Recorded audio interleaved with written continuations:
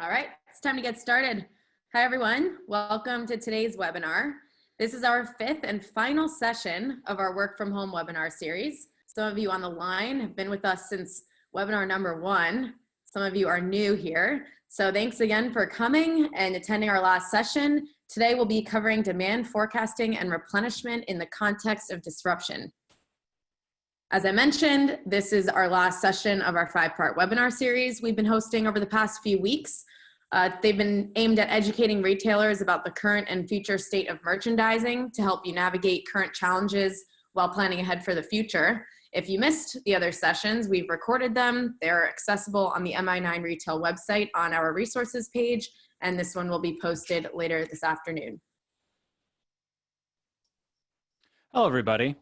So these are the agenda topics we're going to be going through today. So first thing we're going to talk about are must-have capabilities to plan for demand spikes and dips. Next, we're going to talk about how flexible supply chains can help protect against supply disruptions. And as part of those two items, we're going to show some demo of the software to show you how you can accomplish some of these things. And finally, we're going to end with a case study of a retailer who has successfully implemented the MI9 solution. So first off, again, my name is Michael Crow, and I'm a senior pre-sales consultant with MI9. Now, I've been helping clients for the past 13 years, and 7 of those years have been with MI9. So my main focus has been guiding clients on how to best set up and utilize the software to make sure they maximize the value they receive. So to start off today's session, we're going to have a little quote from Gartner. And that quote is, apparel and footwear retailers seeking digital transformation and innovation must embrace the aftermath of COVID-19 as an opportunity to affect major changes in operating models and business processes that are long overdue. So obviously this is a trying time for everyone, but I do believe there's an opportunity as well to come out stronger on the other side. So we'll talk about some ways to do that today. All right, so some of the forecasting challenges. So when thinking about these 4 main forecasting challenges for COVID-19, I've bucketized them into 4 main areas. So there's various ways to combat these different issues. So let's talk about the challenges of each scenario. So the first one we're going to talk about is a spike that you do not expect to continue. The next one is a dip that you do not expect to continue. The next one is a spike that you do expect to continue. And finally, a dip that you do not, or that you do expect to continue. So let's talk about the first one. So the first one is, this picture cracks me up, a spike that you do not expect to continue. So, we're going to talk through this example. And obviously, toilet paper and the hoarding of toilet paper, I'm saying this is a spike that's not going to continue, because the true demand is still the same. People are still going to use the same amount of toilet paper, but because they've already bought a mountain of toilet paper, this spike is not going to continue. So in the MI9 solution, there are many ways to correct the forward forecast for something like this. And one of the easiest ways is to tell the MI9 that this is an atypical behavior and allow the system to mathematically reduce the lift to those normal sales. So I'm showing you in the tool today how we're going to actually achieve that. Another example that's also a spike that we do not expect to continue, comes to us, from a retail client. So I was talking to my friend who works for a large apparel retail company and is also an MI9 client, and their stores are currently closed, but their web sales, they're doing way better than anticipated. So that's great, but on the other hand, it does pose a unique challenge because when the stores open up again, the historic demand of the web to statistically forecast that, you're going to need to bring that down, and you're going to attribute some of that to the stores. So a solution that MI9 offers to help with an issue like this is called demand transference. So what this means is sales which occur on the web, you can transfer those sales to the retail location. So that way you make sure your future forecast is correct. This functionality, in all honesty, was built to handle BOPIS, buy online, pick up in store, other variants of this, but it's also something that can be utilized to handle the situation we currently find ourselves in, okay? So the next challenge is a dip that you do not expect to continue. So the obvious example here is unfortunately a lot of the stores that are closed in our retail. So, but when the stores do open, one simple approach is to use the option we mentioned above, is to tell MI9 atypical behavior has occurred, so we want to correct for the time selling period of these 0 sales. Something else I would urge you to consider is when the stores do open back up, is to think about, will they be selling at the same level when they do open up? So I urge you to think about a 30, 60, 90-day plan on how to handle the opening of the stores, because unfortunately, it's not going to be simple. Stores are going to open up at different times, and they may open up at different levels. Certain stores may have higher forecasts than they used to. So a lot of things to think about and make sure that you have these plans in place beforehand, so you're executing your plan opposed to reacting. The next spike that we're going to talk about is an increase, but you do expect this to continue. So the example you see here is cleaning products. So this is a category of products which I believe will see a prolonged increase in sales, and the overall market demand, it's going to be increased going forward. So this means for products, these have been selling for a long period of time. You may have 10 years of sales history at some of these products, but that sales history is no longer representative of that item. So, the thing about math is when you try to use math's always going to try to use all the data that it has. But in a true disruptive situation that we have here, there's some different solutions I have to help assuage what's going on. So one of those is, just because you have 10 years of sales history, you don't have to use all of it. So you could forecast using just the last 6 weeks, 8 weeks, 9 weeks if you would want to get your forward forecast correct and ignore all of that tail of your history because it's just not pertinent anymore. Or another option is MI9 has a library of algorithms, and there is a possibility to weight the more recent periods so that way it's picking up on the trends in the near term and kind of ignoring the trends of before. Okay. And the last one to talk about is a dip that you do expect to continue.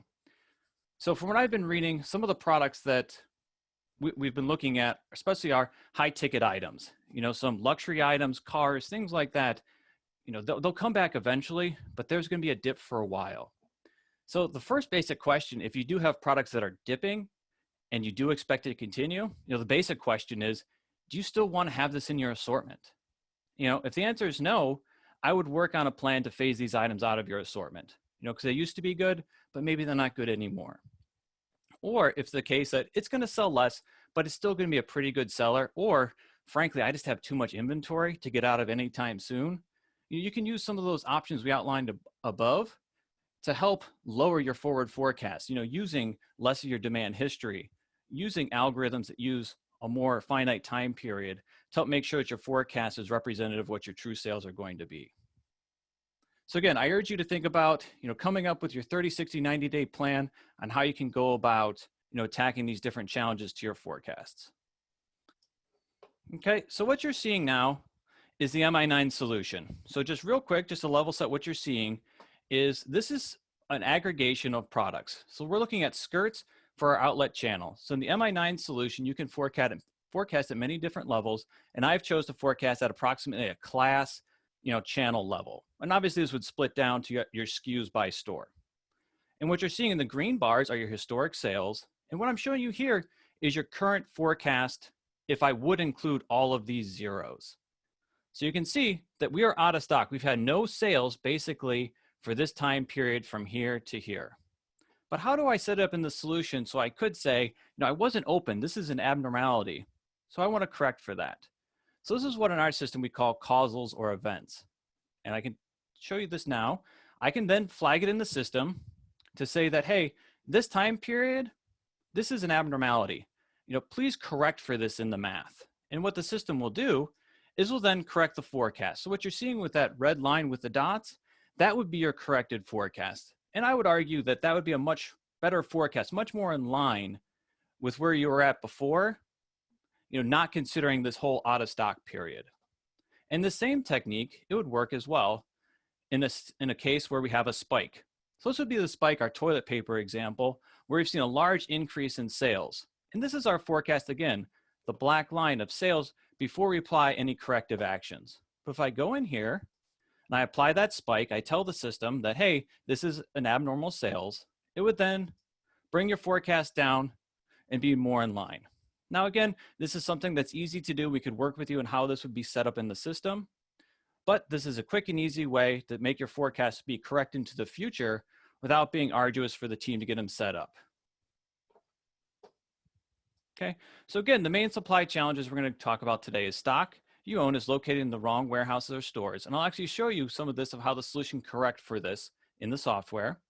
We'll talk a little bit about your supplier availability if your lead times have changed and what we can do about that. And finally, talk about products that are now essential and their safety stock needs. So the first one to talk about is stock's just in the wrong place. So due to the disruptive nature of COVID-19, supply chains for items have been updated and changed. Once the future forecast, as we already corrected in the other piece, now we have to look at any existing POs, anything we have on order. So the first thing to look at, obviously, is if your PO's coming in will put you in an overstock situation, this is a case we want to delay or cancel. So we may already be past those actions, but I'm sure a lot of people on the phone have already looked at doing that. Another option is having a solution that can account for multiple warehouses in your network to establish a primary, secondary, or tertiary sources for stores. So in the MI9 solution, I'll show you this here in a couple minutes, this will allow you to evaluate the trade-offs in the case your stock imbalances do occur. So the system isn't limited to just warehouse to warehouse or store to warehouse. It can also handle store to store transfers as well, if that is something that your supply chain can encounter or can incur. The next one to talk about is, supplier-based challenges. So based on everything else that's going on, I'm advising our clients to evaluate the lead time from suppliers. I know this may seem obvious, but I wouldn't take for granted your suppliers aren't having any issues and they will be able to deliver product on time once they open back up. According to Gartner, an article I was reading, 1 in 3 suppliers are operating at full capacity. And this was done in a survey in March. So what this tells me is suppliers have laid off people. They're struggling to get raw materials. So obviously not suppliers, all suppliers are created equal. So please keep your lines of communication open with your key suppliers. So as a quick aside, I was reading a story from the Associated Press, and apparently drug cartels are having problems getting raw materials to make their products. I would say this is a good thing. But if drug cartels, who have all the money in the world, are having problems getting raw materials, then none of us are immune from supply disruptions. So again, I urge you to keep your suppliers close to make sure you guys can hit the ground running once all the stores do open up again. And the final one is, products are now essential. They may need more safety stock. So with the landscape changing, now is a good time to evaluate which products are essential to you and if you'd like to increase or decrease safety stock for some of those products. A lot of retailers in the short term, open to buy could be tight. And if money is tight, now is a good time to evaluate which items, which stores do you want to invest in to make sure your budget is being used the best way you can to meet your future needs. So before I show you a quick product demonstration on how some of the multi-sourcing can work, I just want to show you a quick example of how the supply chain, what I'm going to show you. So in this very simple supply chain, I have an East Coast and West Coast DC. Great. And you now can see the stores that are associated to each DC. So let me show you in the tool how the system would handle this if I did nothing or if I set up a multi-tiered environment. So in this initial one, we're looking at just the East Coast stores. So if you remember, Little Rock, Mobile, Richmond, Long Island, Newark, these all get stock from their primary warehouse, which is the East Coast DC. But the East Coast DC is out of stock right now. So what you're seeing is all of these stores would have to wait until mid-May to actually have this product arrive. Because that's what the supply chain tells it. A lot of older, planning solutions will only have a single source. They don't allow for the concept of multiple warehouses. But in this example here, what I've done is I've set this up so now that these stores, they can source from either DC. And this is a time phase view. So what you're seeing here is you're seeing that stores on the East Coast are now getting product from the West Coast DC. And it automatically switches back to the East Coast DC, as you can see down here, once the East Coast DC comes back in time. So now my stores would be getting stock sooner, and it's not doing that at the detriment of the West Coast stores. The system is smart enough to understand the trade-offs. So it's only sending stock to these stores because it has enough stock inbound to it in the West Coast DC to supply all of my West Coast stores, as well as supply the East Coast stores as well. Because again, we're showing you an example of where we have too much stock in one location and not enough stock in another location. So I think this is some great functionality so the users don't have to figure it out. It's done automatically for them. You just have to set up your supply chain and let the system run for you. Okay, so I wanted to talk to you a little bit about some of the success stories we've had. So one success story to talk about, it's called the Crazy Store. They're a South African company, and they've been with us since about 2011. And like a lot of our clients, why did they come to the MI9 platform? Previously, their systems were dated, highly customized, complex solutions, and they no longer supported growth and complexity of the business. Their order execution was slow and unflexible. So they lacked the ability to plan timely with accurate data, so they had more staffing costs. There's low productivity, to the stores as well. So a lot of challenges there. So what were some of the results they saw from implementing the MI9 solution? So performance increase. So processing time went down by 40%. Well, that's great. Product availability in the stores, that increased by 20%. And then the business processing increased by tenfold. So it allowed the users to do much more value-add activities opposed to, grabbing data from one spreadsheet, moving it to another spreadsheet. And we all know those non-value activities that come about. So that's one success story that we've had. And another one that went really well is a company called Ackermans. Ackermans, if you're not familiar, is one of the oldest names in consumer retailing in South Africa. Again, they also face regular and lengthy stockouts. The company needed a solution to help improve inventory management and apply bottoms-up and tops-down view of products across various hierarchies. So they needed a system to help with this. So what did we do for Ackermans? We increased their sales by 5%. Their excess stock, and again, in the MI9 solution, excess stock is extra stock. So it's stock that you don't need to get your sales. So we've reduced their overstocks by 10%. And we increased their business process by threefold, which is a really great highlight of what this customer is able to do with implementing the MI9 solution. So I hope you found this valuable today, and I wanted to open it up. If you had any questions, feel free to ask any of those now. You can type in your questions using that Q&A button on your Zoom panel. Looks like we've got a few coming in. So Mike, when you talked about the 4 different forecast bucket types, how do users find these exceptions to go about correcting them? Okay, yeah, that's a great question. So the way that they go about finding them is, we don't want you hunting through the entire forest to find all the exceptions. So the system was built to find exceptions and drive towards those. So there's ability to set up different criteria that will drive you to those results.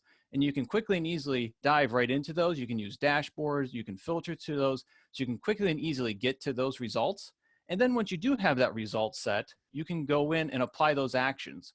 So those different, what we call causals that I showed you before, those kind of like black bars that came up in the forecasting screen, those can be applied in mass. They can be done manually, they can be done via feed, or they can be automated as well. So there's a lot of different options for setting up those exceptions. Great, thank you. And here's another one that I imagine most people have a similar question or thinking it. What is the ROI for a project like this? Well, it's a good question. And I don't know if you remember back what Taylor talked about. We actually had a webinar on this topic. I think it was the second one on the list. And everyone's welcome to watch. As Taylor mentioned, you can go back and watch this. And I don't have the study in front of me, but off the top of my head, some of the key figures were 10% reduction in lost sales and a 20% increase in turns. I know in the white paper, there's a lot more metrics in there, and you're all welcome to them.